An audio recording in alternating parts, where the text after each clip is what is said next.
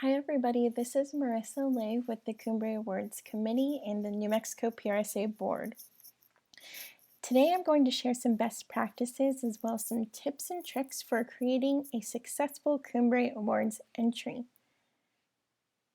So first, as you put together your Cumbre Award entry, here are some helpful reminders. Tactic and campaign entries have their own set of scoring criteria. So you can see in the call for entries packet the separate rubrics for tactics and campaigns and the points breakdowns for each. Both are based on 100-point scales. Next, Cumbre entries are not scored against others in a category. They're only based on the merit of that individual entry. Next, remember to tailor your entry for the category you are submitting in. And that also goes for if you have one project that you think is a good fit for multiple categories. Just make sure to make the proper adjustments and tailor those entries based off those different categories. And then also, remember that mandatory character counts are only being enforced this year. We're not enforcing page counts in your written entries. And then also keep in mind that tactic entries, although are a tool, the entry itself should be written on how that tactic supported a larger campaign or effort. So for example, it could be how a logo design influenced a larger campaign or a video or a website. And then lastly, just a couple notes. Entries can be disqualified if the mandatory word counts are exceeded, and then also if your entry or summary document is uploaded as a supporting material rather than as a summary in the submission website. The submission website will prompt you to upload a summary, and this is the place where your entry will be uploaded. Next, let's go into some best practices. So first, firmly follow the scoring rubric. I cannot emphasize this enough. This is in the back of the call for entries, and use the structure of that rubric when formatting your written entry. So use those same headers and criteria that's used in the rubric in your written response. So next, closely review the rubric for all the details you will need to get maximum points across all of the different criteria. And then on that note, make sure you acknowledge everything.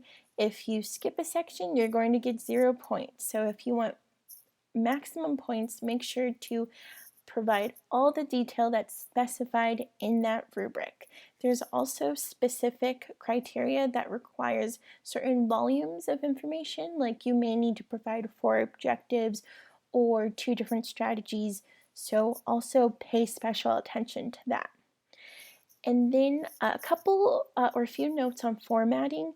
The goal here is to clearly state information in your entry so that the judges can easily find what they're looking for. They're given that same rubric that's in the call for entry, so you're going to want to make it as easy as possible on them to find what they need. So a few ways to do this is by bolding or underlining the headers and criteria from the rubric in your written response so that the judges can easily pull that out for reviewing and judging. You may also want to consider listing out or bulleting items like objectives or strategies or the results in your evaluation. And then instead of scattering relevant details over several different paragraphs, you may just want to concisely organize that into one paragraph. And then when it comes to writing your entry, consider laying out your draft with all of the required data first. So that may look like a lot of different bullet points. And then work on the narrative portion once you have all of the required data in your document. And then include just a few notable supporting materials that speak to the quality of work. You don't want to overburden the judges with 10 different supporting materials. Although you are allowed up to 10, I would just make it as concise as possible. And then next, how to put together a successful entry. So let's start with the summary. This is really the place where you're going to provide the full scope and any helpful background for your campaign and tactic. I would highly suggest you answer the who, what, when, where, and why, and just give us the full detail from the get-go. I would also state your organization's role within the project. Did you work with other organization partners? Was this a national campaign and you had one component of this? Really state what your organization was specifically responsible for within the campaign and tactic. And then research. Research is extremely key and is a section that the judges are very particular on. So here's just a few tips. So really take care to list specific, legitimate research methods and indicate if those are primary versus secondary research. Sure, you may have taken, if you're planning an event, you may have taken a head count from the year before and used that attendance to come up with a new attendance number for this year's event.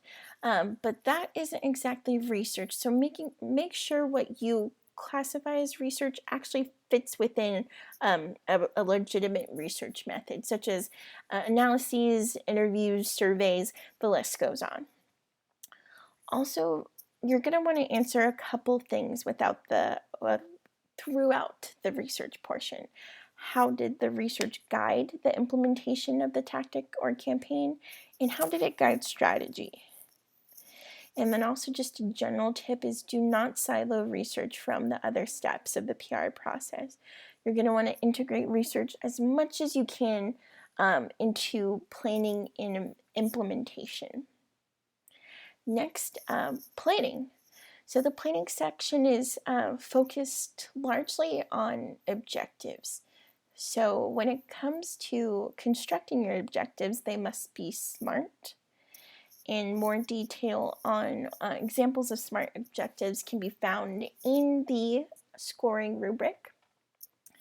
But beyond creating your objectives, once you nail those down, you're going to want to connect the dots on how your objectives tie into your outlined goals, strategies, and tactics.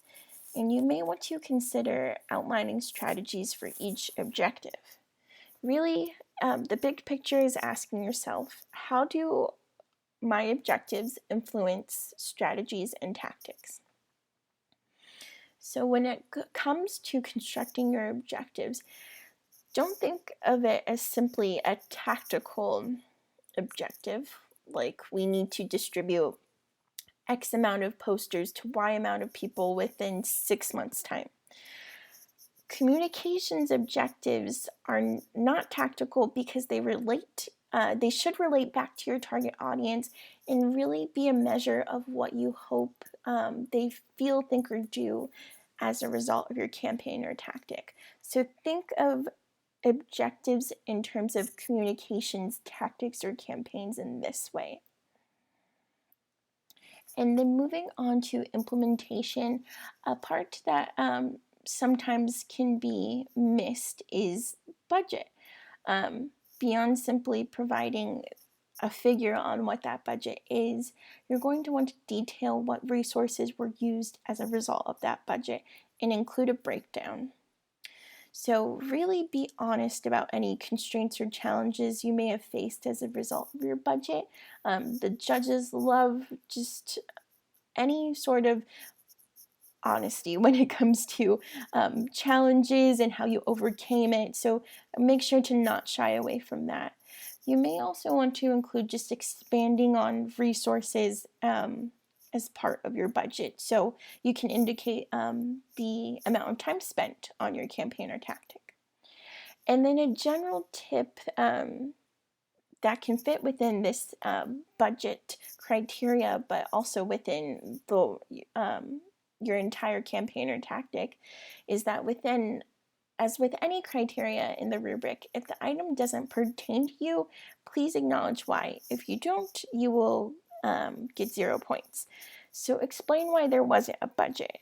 You may be in-house and this project was part of your day-to-day, so you didn't have a budget. So please make sure to explain that to your judges and don't assume that they know. And then last but not least, evaluation. So this is the part where you need to end strong. And often people forget to include lessons learned, but this is an easy way to gain a good amount of points. So please acknowledge ways that your campaign or tactic could be improved upon. And then also document the impact of your efforts instead of just providing metrics like reach or impressions and then as a result. Really, you can include those metrics as supporting data, but really your results should gauge the impact of your campaign or tactic. What did it achieve? What gains did your client accrue as a result of your work, etc. So think about your results in that way, in terms of just X impressions and Y reach. And then also with evaluation, please demonstrate how your campaign or tactic had an effect on your target audience. So the key here is asking yourself, how did my work move the needle in engaging with my target audience and how they felt, thought, or acted? So really think about your results in terms of that, how it engaged with your target audience and mobilized them to action. And then with that being said, that's the end of our tips and tricks. I hope you found this helpful and good luck